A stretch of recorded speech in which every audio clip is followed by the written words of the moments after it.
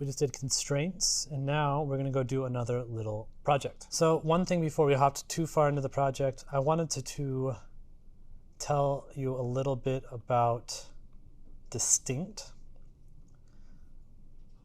So let's say we wanted to do select distinct star from recipe photos.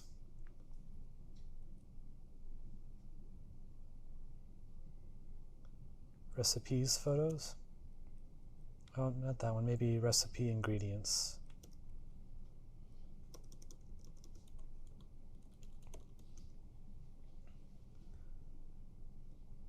And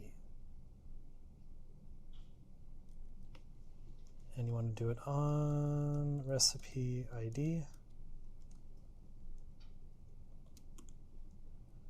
Okay. So what distinct does here, look at these two different queries. You can basically ignore the top one. Let me just redo that without the distinct there. What distinct does is it's going to find the first incantation of whatever we're looking at. So I said on recipe ID here. So notice that there's only one recipe 1, or recipe ID 1. There's only one recipe ID 2, whereas down here there's 3 and then down here there's 2. That's what the distinct part does, is it basically says, I only want the distinct, interesting one of these. Or another really useful one of these would be select distinct type from ingredients. I didn't need the on because I wasn't doing anything like window function, like I wasn't looking at other parts of the table. I was just looking at just the type, which is what this is. So this tells me all of the distinct types that exist in the ingredients table. I only have fruit, meat, vegetable, and other. That's it. So that's what the distinct keyword does, is it means just give me all of the individual distinct versions that exist of that. Right. Whereas if I just do select type from ingredients, I'm going to get a lot of repetition, right? So the distinct collapses that down into just the distinct various items. So grabbing that and looking at this, let's say I wanted to just get the first photo of every single item in the database. I can do select distinct on that recipe ID like you saw there above. But this is actually now only going to give me the first photo instead of all photos. So if I do that, notice I only have one of each of the recipe IDs.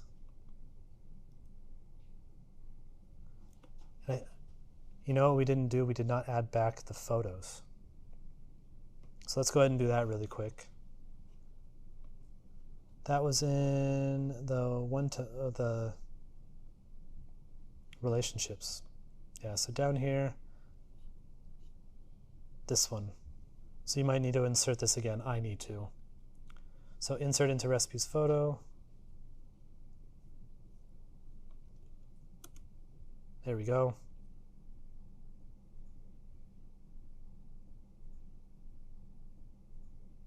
So now notice for every single one of these recipes, I only have one photo. I have the first cookie, the first empanada, the first jollof rice, the first shakshuka, khachapuri, and then the chow long bao. I have the, because I did the left join here, right?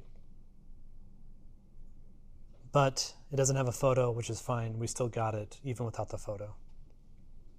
Does that make sense what that query is doing? It's going to be necessary because I want you to grab the first primary photo for each one of these. And I can actually even show you how to make this a little bit even prettier. So let me grab this and put this over here in VS Code because it's a little bit easier to read. So you need the r.title and the rp.url. You probably need other things as well, but I'm just going to show you these two.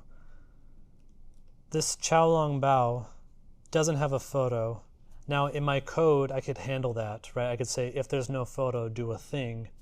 But I can also have Postgres do the heavy lifting here for me, and I can say coalesce.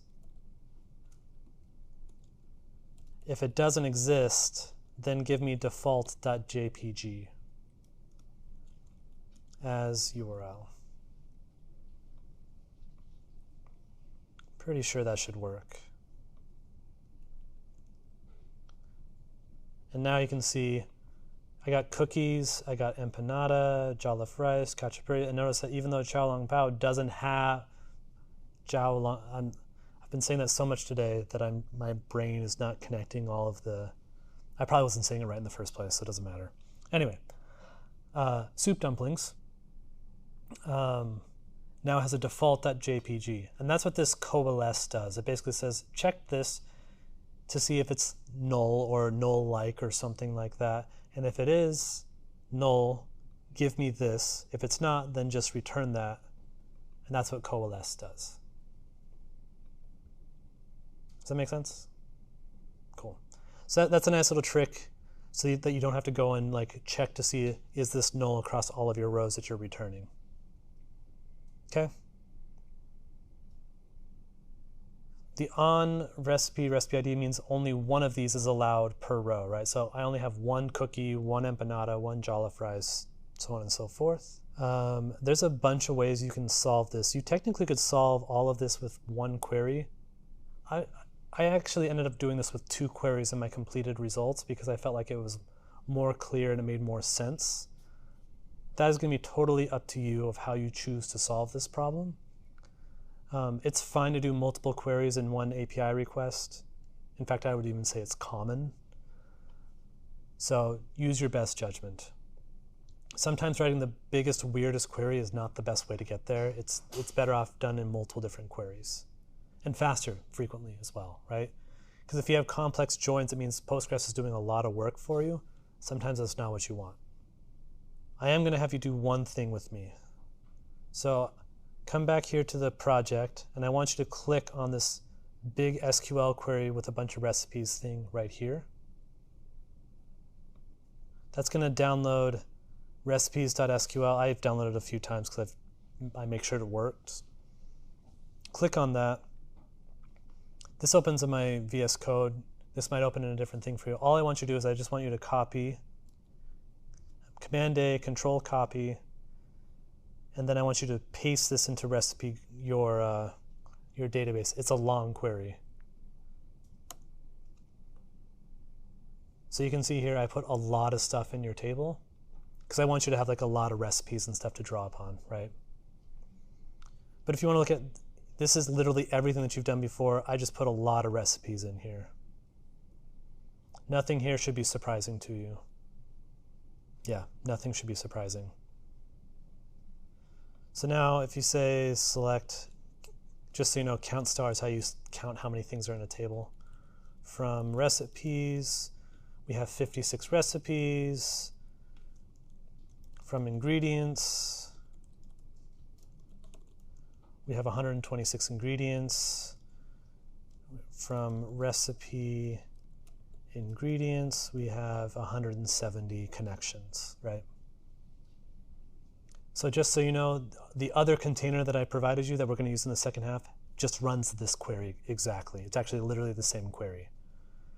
So you can also just use that other container if you feel more comfortable with that. That's up to you.